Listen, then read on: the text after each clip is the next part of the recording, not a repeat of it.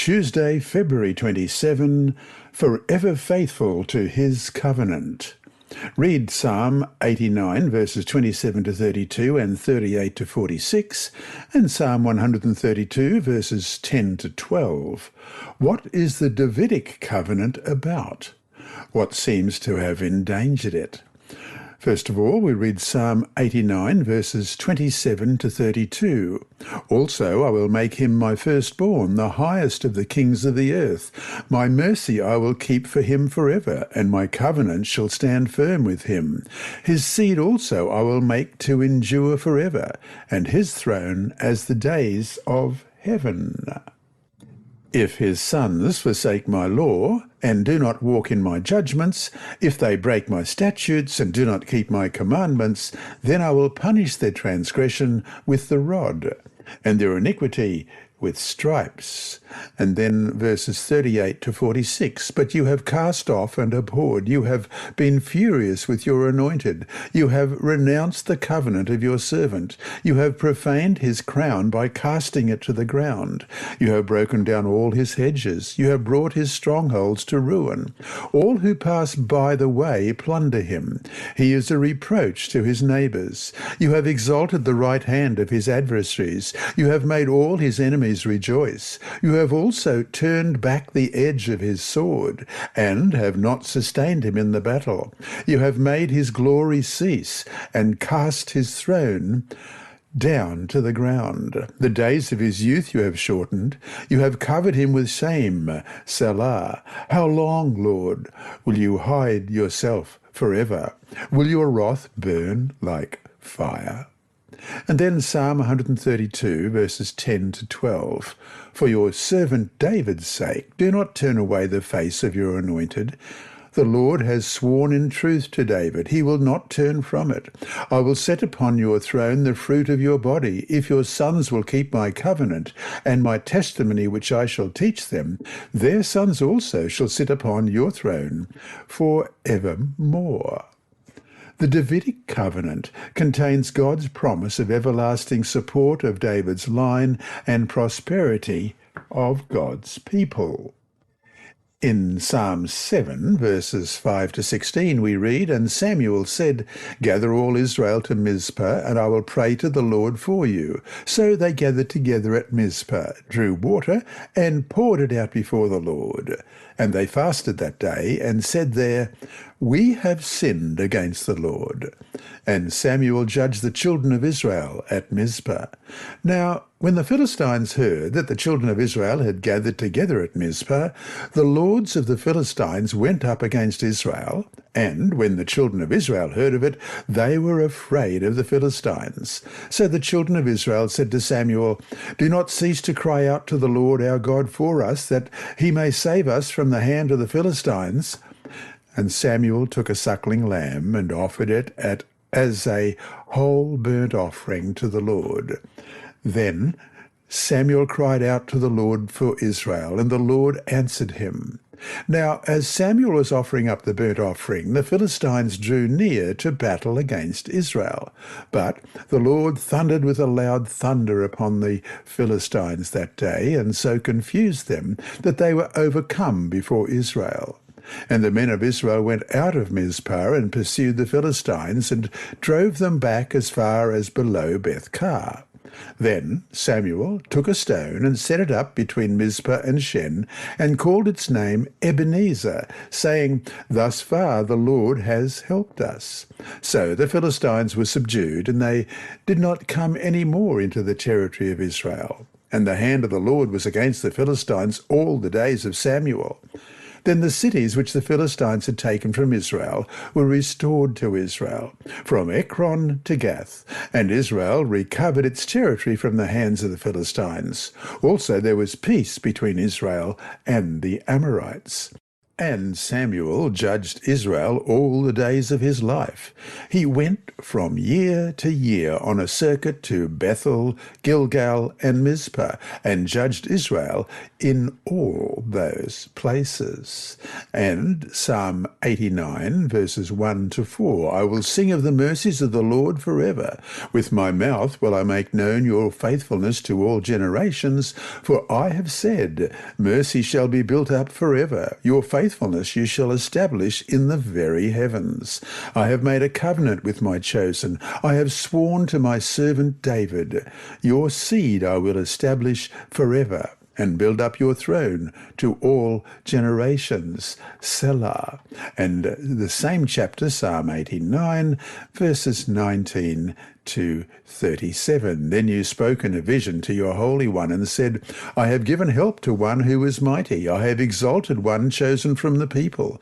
I have found my servant David. With my holy oil I have anointed him, with whom my hand shall be established. Also my arm shall strengthen him. The enemy shall not outwit him, nor the son of wickedness afflict him. I will beat down his foes before his face and plague those who hate him. But my faithfulness and mercy shall be with him, and in my name his horn shall be exalted. Also I shall set his hand over the sea, and his right hand over the rivers. He shall cry to me, You are my Father, my God, and the rock of my salvation.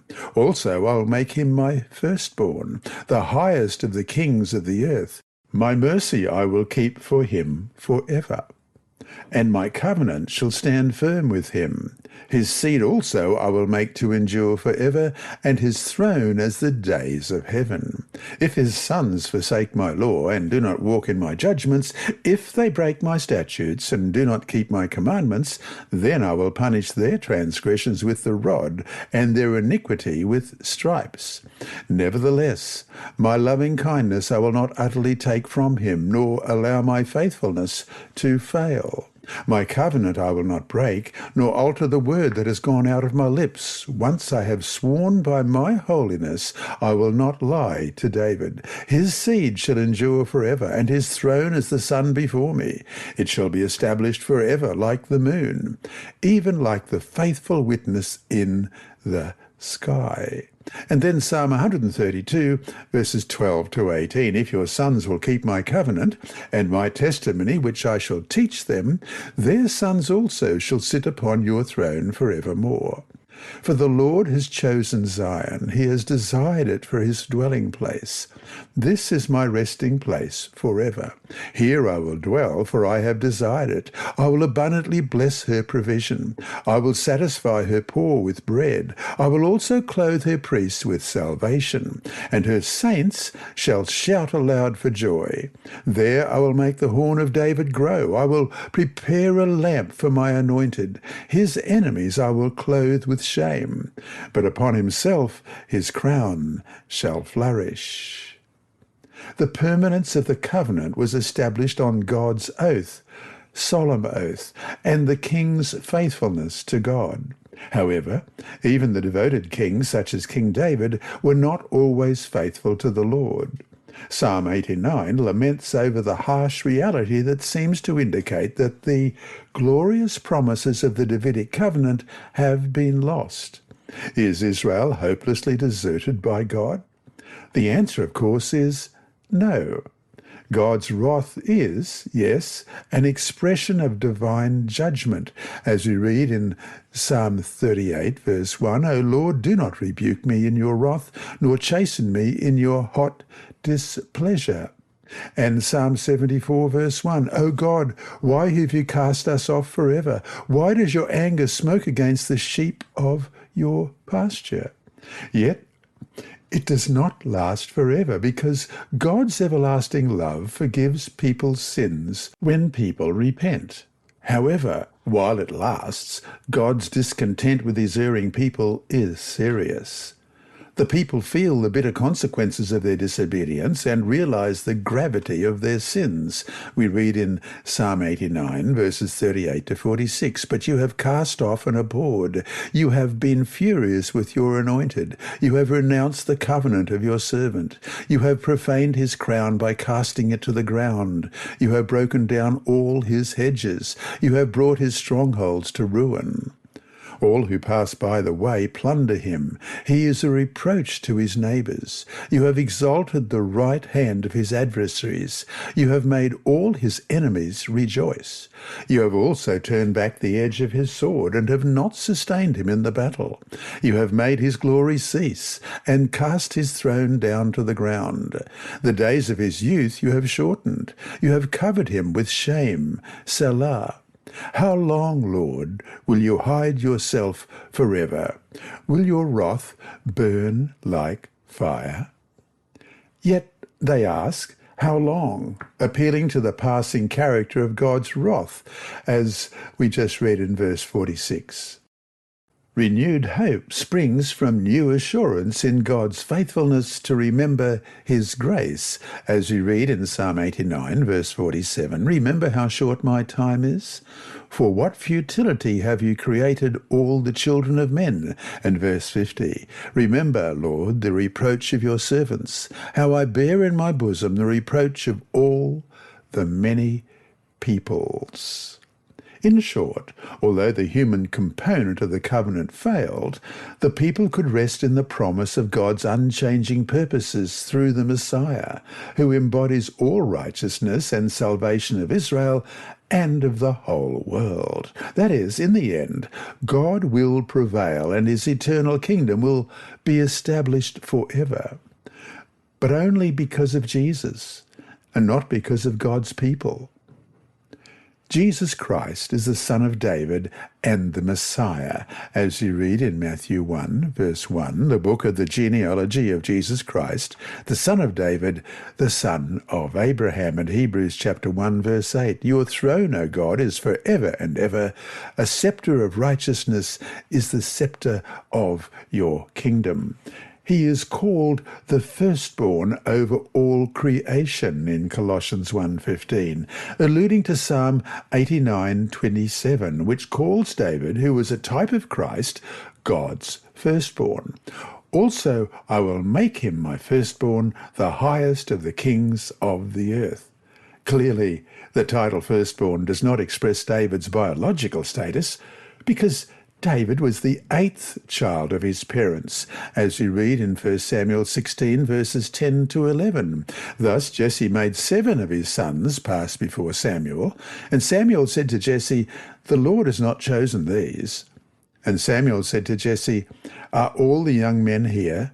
Then he said, "There remains yet the youngest, and there he is, keeping the sheep." And Samuel said to Jesse, "Send and bring him in, for we will not sit down till he comes here." It's the same with Jesus. This title signifies his special honour and authority. As we read in Colossians 1, verse 16, "For by him all things were created that are in heaven and that are on earth, visible and invisible, whether thrones or dominions or principalities or powers. All things were created through him and for him." And verses 20 to 22. "And by him to reconcile all things to himself by him, whether things on earth or things in heaven, having made peace through the blood of his cross. And you, who once were alienated and enemies in your mind by wicked works, yet now he has reconciled in the body of his flesh through death, to present you holy and blameless and above reproach in his sight." God made Jesus the supreme king over the whole world when he raised Jesus from the dead, as we read in Acts 2, verses 30 and 31. Therefore, being a prophet, and knowing that God had sworn with an oath to him that of the fruit of his body, according to the flesh, he would raise up the Christ to sit on his throne, he, foreseeing this, spoke concerning the resurrection of the Christ, that his soul was not left in Hades, nor did his flesh see corruption. And so to finish today, read Colossians 1, verse 16 and 20 to 22.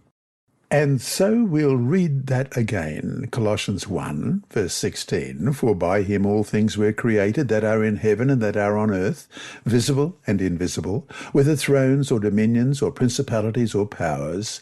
All things were created through him and for him. And then verses 20 to 22. And by him to reconcile all things to himself, by him, whether things on earth or things in heaven, having made peace through the blood of his cross. And you, who once were alienated and enemies in your mind by wicked works, yet now he has reconciled in the body of his flesh through death, to present you holy and blameless and above reproach in his sight.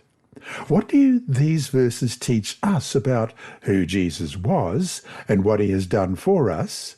What promise can you take away from this for yourself? This lesson was read by Dr. Percy Harrold for Christian Services for the Blind. Sponsored by the Sabbath School Department and distributed through Hope Channel Australia, this podcast is also redistributed by Hope Channel Germany, Christian Record Services for the Blind. It is also available on SoundCloud and through multiple podcast distributors, including Apple iTunes. And you can listen and watch at the same time on YouTube. Remember, God is always faithful.